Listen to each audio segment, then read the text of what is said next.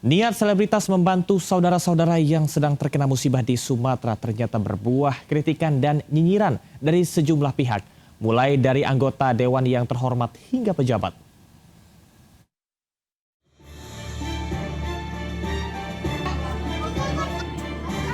Aksi kemanusiaan publik figur dan konten kreator kerap menuai pujian.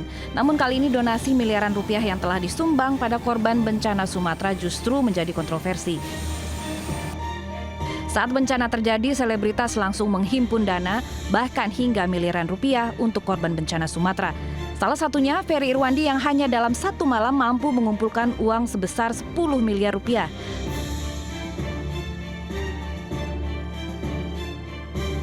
Bantuan kemanusiaan Ferry Irwandi ternyata tidak hanya mendapat acungan jempol, tetapi juga sindiran pedas dari seorang wakil rakyat.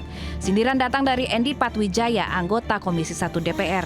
Dalam rapat Komisi 1, ia membandingkan donasi 10 miliar rupiah dengan bantuan pemerintah yang berjumlah triliunan rupiah. Tidak hanya itu, di tengah kesibukan konten kreator menyerahkan bantuan di daerah terdampak bencana, Menteri Sosial Saifullah Yusuf muncul dan menyinggung terkait aturan donasi. Menurut Gus Ipul, penggalangan donasi sebaiknya meminta izin pada pemerintah. Setelah memancing kegaduhan publik, tak lama Gus Ipul meralat pernyataannya.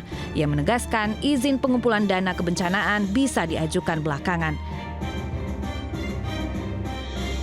Sesuai peraturan Menteri Sosial, penggalangan donasi memang tidak bisa sembarangan. Tertulis dalam aturan, donasi tidak boleh dikumpulkan atas nama pribadi.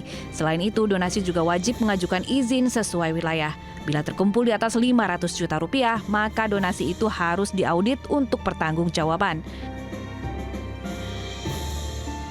Kritikan dari pejabat tentu saja bisa membuka mata terkait pentingnya regulasi. Namun aksi gerak cepat solidaritas masyarakat muncul agar korban bencana bisa segera ditangani tanpa harus tersendat-sendat dalam proses regulasi panjang. Tim Liputan iNews melaporkan. Pemirsa, jelang Natal, harga cabai merah di sejumlah pasar di Jakarta menembus Rp100.000 per kilogram. Tak hanya cabai, harga bawang, tomat, hingga ayam potong ikut merangkak naik. Ya pemirsa, sejumlah harga pangan mengalami kenaikan yang cukup signifikan. Seperti ini nih, si cabai rawit merah yang kian pedas, harganya Rp100.000 per kilogram. Padahal harga normalnya ini di angka Rp50.000, berarti kenaikannya sekitar 50%. Kemudian ini, cabai merah keriting, harganya Rp70.000 per kilogram. Wah, sangat meningkat naik ya. Selain cabai juga pemirsa, saya mau menunjukkan bahwa harga bawang merah ini juga masih lumayan mahal ya, di angka Rp58.000 per kilogram. Sementara kalau untuk bawang putih di angka Rp40.000 per kilogram. Disusul kenaikan juga oleh tomat, ini kian melambung naik juga, ini di angka Rp15.000, padahal harga normalnya di angka Rp11.000 per kilogram. Selain sayur mayur, ada juga harga telur ya yang mengalami peningkatan, yakni Rp32.000 per kilogram. Kemudian ada ayam potong di angka Rp41.000 per kilogram, padahal harga normalnya di angka sekitar Rp38.000. Daging sapi juga mengalami peningkatan, yakni Rp133.000 per kilogramnya. Nah, tapi kalau kita lihat ya, kita rangkum, yang paling mahal ini adalah cabai dan juga bawang, yang memang ini sangatlah dipengaruhi oleh faktor cuaca dan juga distribusi. Sehingga harapannya tentu ya dari pihak pemerintah tentu untuk menekan harga daripada pasar menjelang Natal dan juga Tahun Baru ini memang diharuskan melakukan stabilisasi pasar dan juga mengatur distribusi agar harga tidak kian melonjak naik saat Nataru 2026. Dari Jakarta, Dilami Aulia, Muhammad Khairuddin iNews melaporkan. Berdalih terburu-buru dan tidak mengindahkan peringatan warga, satu unit mobil tertabrak KRL relasi Jakarta Kota Tanjung Priok di perlintasan Jalan Budi Mulia Pademangan, Jakarta Utara. Akibatnya mobil terpental dan menghantam gerobak penjual bensin eceran.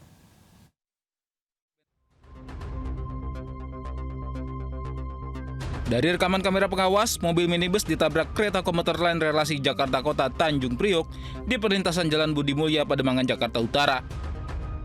Mobil terpental dan menabrak gerobak bensin eceran hingga hancur. Terjadi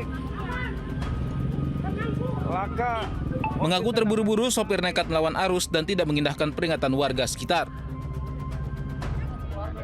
Sopir juga berdalih tidak mengetahui ada kereta yang melintas karena tidak ada plang perlintasan di jalur yang dilanggar. Akibat kecelakaan ini, bagian depan mobil ringsek. Beruntung sopir dan 4 penumpang di dalamnya, termasuk anak-anak, selamat. Kasus kecelakaan ini ditangani oleh unit laka lantas wilayah Jakarta Utara. Sementara sopir diamankan untuk dimintai keterangan. Dari Jakarta, Sofyan Firdaus, iNews melaporkan. Kepanikan terjadi saat asap tebal tiba-tiba muncul dari area basement Pondok Pesantren Al-Mawadah, Jagakarsa, Jakarta Selatan. Akibatnya 23 santri dilarikan ke rumah sakit. Kepulan asap hitam keluar dari celah-celah bangunan pesantren Al-Mawadah, Jagakarsa, Jakarta Selatan.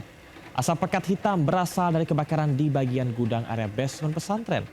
Akibat banyak asap dari kayu yang terbakar, petugas damkar sempat kesulitan mencari titik api. Sementara 7 unit kendaraan pompa dan 40 personil dikerahkan. Akibat kebakaran, 23 santri dilarikan ke rumah sakit akibat mengalami sesak nafas. Usai api dijinakkan, polisi masih mendalami penyebab pasti kebakaran. Kebakaran juga terjadi di sebuah gudang mobil bagi golf, kawasan Jagorawi Golf Karanggan, Gunung Putri, Kabupaten Bogor, Jawa Barat. Banyaknya mobil di dalam gudang membuat api cepat membesar. Sedikitnya 100 mobil hangus terbakar dan 80 unit diantaranya bisa diselamatkan. Tim damkar Kabupaten Bogor yang langsung berupaya memadamkan api. Belum diketahui pasti penyebab kebakaran, namun dugaan awal kebakaran dipicu korsleting listrik.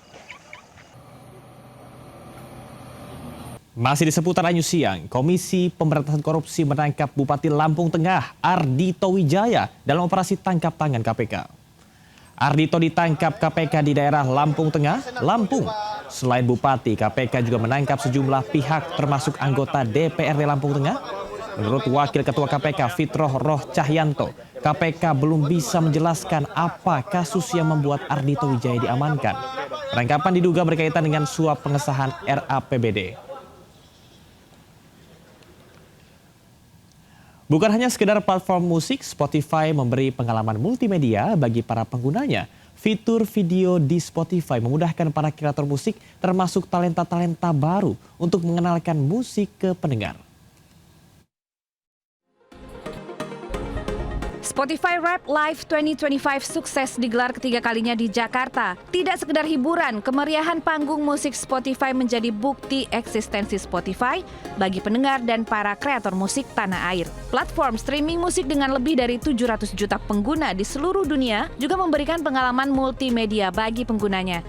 Fitur video klip sekaligus memudahkan para kreator musik. Tidak hanya bagi artis dan musisi populer, tapi juga bagi talenta-talenta baru untuk lebih mengenalkan musik ke pendengar di tanah air hingga mancanegara. Very keen to continue to give our music fans the best experience in the app. So we continue to develop this experience, making it more and more engaging. You'll see a lot more video in Spotify, everything from clips to, for premium users, full-length music videos. Munculnya para talenta baru diyakini terus mendorong perkembangan musik digital di Indonesia. Tim Liputan iNews melaporkan. Kami akhiri jumpa kita pada siang hari ini. Saya Camar Haina bersama tim yang bertugas pamit undur diri. Tetap semangat. Sampai jumpa.